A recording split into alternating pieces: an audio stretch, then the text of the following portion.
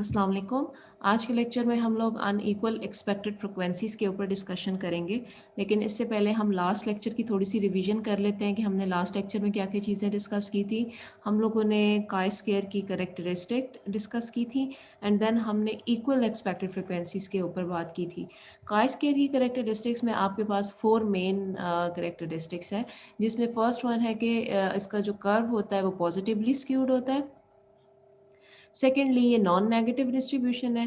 Third, degrees of freedom के ऊपर base करती है, और अगर आपका डिग्रीज ऑफ फ्रीडम इंक्रीज करता जाता है, ये आपका फोर्थ पॉइंट है कि जैसे जैसे डिग्रीज ऑफ फ्रीडम इंक्रीज करता है आपकी जो डिस्ट्रीब्यूशन है वो नॉर्मल डिस्ट्रीब्यूशन को अप्रोच करती है। तो ये इसकी बेसिक करेक्टरिस्टिक्स है। देन हम काई स्क्वायर को फर्दर दो कैटेगरीज में सेग्रीगेट कर देते हैं। The first one is equal expected frequencies and second is unequal expected frequencies. इसको हम गुडनेस ऑफ फिट टेस्ट भी कहते हैं। हम इसको क्यों गुडनेस ऑफ फिट टेस्ट कहते हैं, क्योंकि हमारा जो पर्पस होता है इसमें हम कंपेयर कर रहे होते हैं ऑब्जर्व फ्रिक्वेंसीज को एक्सपेक्टेड फ्रिक्वेंसीज के साथ। इक्वल एक्सपेक्टेड फ्रिक्वेंसीज में और अनइक्वल एक्सपेक्टेड फ्रिक्वेंसीज में सिर्फ एक चीज़ का डिफरेंस है। इक्वल एक्सपेक्टेड फ्रिक्वेंसीज में हम लोग सिंपली वैल्यूज़ को ऐड करके उनके सम को डिवाइड करते थे नंबर ऑफ वैल्यूज से, तो हमारे पास इक्वल एक्सपेक्टेड फ्रिक्वेंसीज आ जाती थी अगेंस्ट ईच वैल्यू। अब हम लोग इसको अनइक्वल एक्सपेक्टेड फ्रिक्वेंसीज के लिए देखेंगे कि हम इसको कैसे कैलकुलेट करेंगे। फार्मूला दोनों का सेम है, बाकी क्राइटेरिया बिल्कुल सेम है, क्वेश्चन का प्रोसीजर सेम है, सिवाय इसके कि जो अनइक्वल एक्सपेक्टेड फ्रिक्वेंसीज की कैलकुलेशन है वो डिफरेंट है। तो हम लोग इसको स्टार्ट करते हैं बिल्कुल उसी तरह जिस तरह हमने लास्ट टाइम किया था। Let F O and F E be the observed and expected frequencies respectively. H0 there is a difference between observed and expected frequencies. H1 में आपके पास there is a difference. H0 में sorry there is no difference between the observed and expected frequencies, and H1 में there is a difference between observed and expected frequencies. तो इस तरह से आपके H0 और H1 हाइपोथेसिस बनेंगे। अब हम इसके एग्जांपल को डिस्कस कर लेते हैं। The American Hospital Administrator Associations report the following information concerning the number of times senior citizens are admitted to the hospital during 1 year period. यानी आपके पास जो अमेरिकन हॉस्पिटल एडमिनिस्ट्रेटर्स एसोसिएशन है, उन्होंने एक इंफॉर्मेशन रिपोर्ट की है कि जो सीनियर सिटीजन्स हैं वो कितने बार एक साल के अंदर हॉस्पिटलाइज्ड होते हैं, जिसमें से 40% आर नॉट एडमिटेड, यानी 40% एडमिट ही नहीं हुए। 30% आर एडमिटेड वंस, यानी 30% ऐसे लोग थे जो साल में एक बार हॉस्पिटलाइज हुए हैं।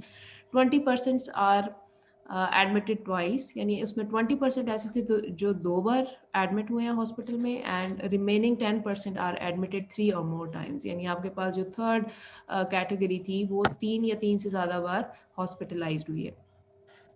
अब देखें यहाँ पर आपके पास ये डाटा की क्लासिफिकेशन है, यानी हम इसको फर्दर भी इसकी आगे सेग्रीगेशन कर सकते हैं डाटा की, तो उससे हमारा डिग्रीज ऑफ फ्रीडम इंक्रीज कर जाएगा। लेकिन फॉर द टाइम बीइंग हम इसी को लेकर आगे चलेंगे। A survey of 150 residents of Bartow states a community devoted to active seniors located in central Florida. तो हमने सर्वे 150 रेजिडेंट्स का सर्वे किया, ठीक है। Revealed 55 residents were not admitted. अब देखें, अब आपके पास ऑब्जर्व फ्रिक्वेंसी आना शुरू हो गई है। पीछे आपके पास जो परसेंटेज गिवन थी वो डाटा की सेग्रीगेशन थी। अब नेक्स्ट आपके पास जो है वो ऑब्जर्व फ्रिक्वेंसी मेंशन की गई है, जिसमें से 150 में से 55 ऐसे रेजिडेंट थे जो हॉस्पिटल में एडमिट ही नहीं हुए पिछले साल। देन 50 ऐसे थे जो कि एक बार एडमिट हुए, 32 जो 2 बार एडमिट हुए, and the rest of those in a survey were admitted 3 और मोर टाइम्स, यानी बाकी जो थे वो 3 या 3 से ज़्यादा बार जो है वो हॉस्पिटलाइज्ड हुए। Can we conclude the survey at Bartow state is consistent with the information suggested by a, ठीक है। तो हमने कंक्लूड क्या करना है इस सर्वे से कि जो हमारी ये इंफॉर्मेशन है ये इस इंफॉर्मेशन के साथ मतलब इन दोनों इंफॉर्मेशंस को हमने कंपेयर करना है, ठीक है। तो हमें पता चलेगा कि वाकई ये इंफॉर्मेशन एक दूसरे के साथ कंसिस्टेंट है या नहीं। यूज़ 0.05 लेवल ऑफ सिग्निफिकेंस, तो हमारे पास 5% लेवल ऑफ सिग्निफिकेंस है। ओके, अब हम इस क्वेश्चन को स्टार्ट करते हैं। सबसे पहले हमारा वही नॉर्मल जो हम लोग चीज़ें यूज़ करते हैं हाइपोथेसिस टेस्टिंग के अंदर, हमारा प्रोसीजर वही होगा। स्टेप 1 में हमने स्टेट करना है null hypothesis and alternate hypothesis.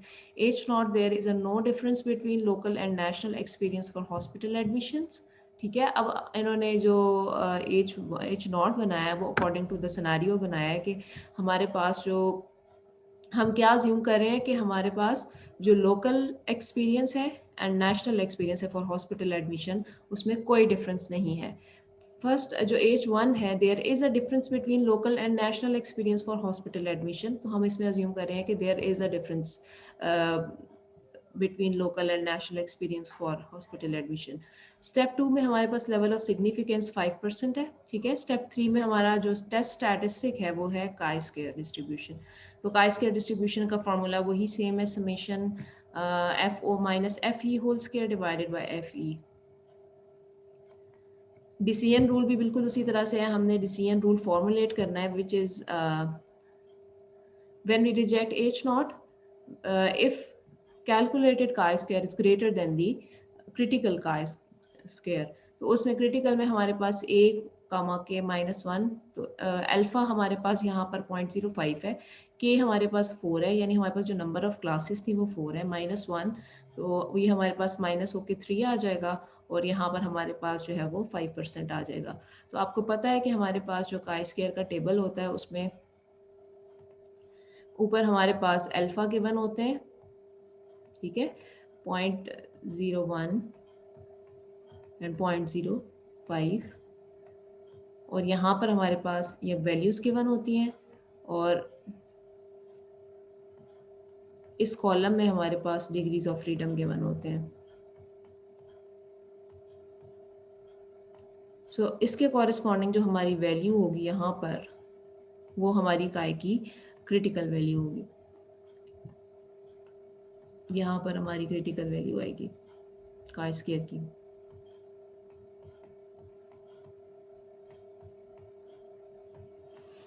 ठीक है, तो अब हमारी क्रिटिकल वैल्यू क्या आ रही है, that is 7.815,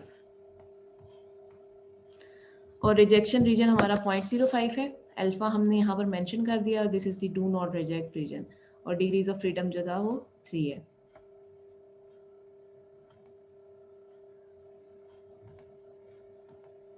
Okay, now we are going to calculate the unequal expected frequencies. उसके लिए हमारा क्या प्रोसीजर होगा, सबसे पहले हम लोगों ने number of times admitted mention करना है, क्योंकि हमारा जो क्लासिफिकेशन मेथड है वो हमने यहाँ पर मेंशन करना है कि कोई जो ऐसे रेजिडेंट हैं जो एक बार भी एडमिट नहीं हुए, उनके कितनी परसेंटेज है देन, या उनके टोटल नंबर कितना है, उनकी ऑब्जर्व फ्रिक्वेंसी कितनी है।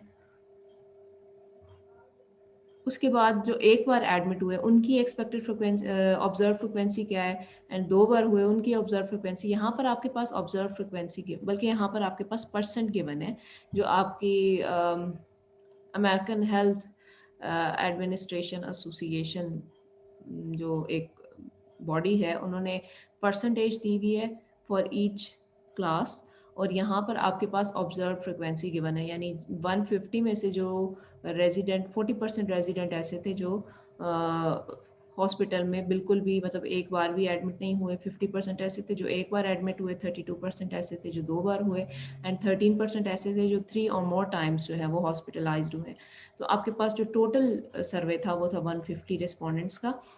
अब उसके बाद आपने ये देखना है कि आपकी जो अनइक्वल एक्सपेक्टेड फ्रिक्वेंसी है वो किस तरह से कैलकुलेट हुई है। तो यहाँ पर इन्होंने लिखा हुआ है कि ये किस तरह से कंप्यूट हुई है। तो आपका जो ये 150 आ रहा है, जो टोटल आपके पास ऑब्जर्व फ्रिक्वेंसी आ रही है, इसको आपने बारी बारी इन परसेंटेजेस के साथ मल्टीप्लाई करते जाना है। तो जब आप 150 इंटू 0.4 करेंगे तो आपके पास 60 आ जाएगा, फिर 150 इंटू 0.3 करेंगे तो 45 आएगा, और 150 इंटू 0.3 करेंगे 30 आ जाएगा। सो लेट मी चेक कि वैल्यूज तो सेम है। ओके यहाँ पर आपके पास एक छोटी सी कंप्यूटेशन में मिस्टेक है। ये देखिए यहाँ पर इन्होंने 0.3 लिया हुआ है, हालांकि हमारे पास जो इस कॉलम में है वो है 20%।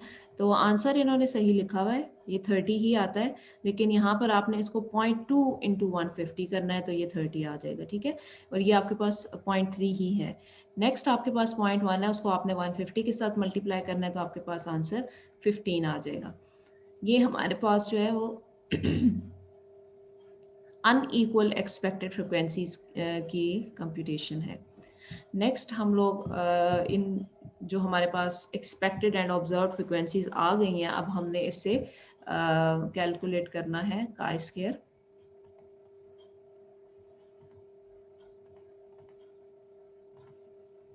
ठीक है, काई स्क्वायर का वही फॉर्मूला है, summation F O minus F E whole square divided by F E, number of times admitted, यानी हमारे पास नंबर ऑफ टाइम जो पेशेंट्स एडमिट हुए हैं, देन हमारे पास observe frequency, expected frequency, and then हमने इसकी डेविएशन लेनी है और उसके बाद हमने उस डेविएशन का होल स्क्वायर करना है and then divided by F E करना है। तो हमारे जब हम इन वैल्यूज़ को सम करेंगे तो विच इज़ 1.3723। तो ये हमारे पास काई स्क्वायर का कंप्यूटेड आंसर आ गया। अब हम लोग इसके डिसीजन की तरफ चलते हैं। यहाँ पर हमने वैल्यूज प्लॉट कर दी, जो हमारी क्रिटिकल वैल्यू आ रही थी दैट इज़ 7.815, ठीक है, रिजेक्शन रीजन की जो हमारा कट पॉइंट था, और डू नॉट रिजेक्शन रीजन में हमारी जो कैलकुलेटेड वैल्यू है वो लाई करेगी बिकॉज इट्स 1.3723। तो इट मीन्स कि आपका जो कैलकुलेटेड वैल्यू है वो स्मॉलर है क्रिटिकल वैल्यू से, तो आपके ये डू नॉट रीजन में लाई करेगा। इसका ये मतलब है कि हम एच नॉट को एक्सेप्ट करेंगे। तो इसमें हम लोग क्या कंक्लूजन करेंगे कि there is a no evidence a difference between the local and national experience for hospital admissions. ठीक है, यहाँ तक हमारा आज का लेक्चर था। नेक्स्ट लेक्चर में हम लोग कंटीजेंसी टेबल डिस्कस करेंगे, हमारा नेक्स्ट टॉपिक है इसी चैप्टर का। और आई होप कि आप लोग साथ साथ प्रैक्टिस क्वेश्चंस कर रहे हो, ताकि अगर जो भी कंफ्यूजन हो तो आप मुझे लाइव सेशन में पूछ सकते हैं। Thank you so much. अल्लाह हाफिज़।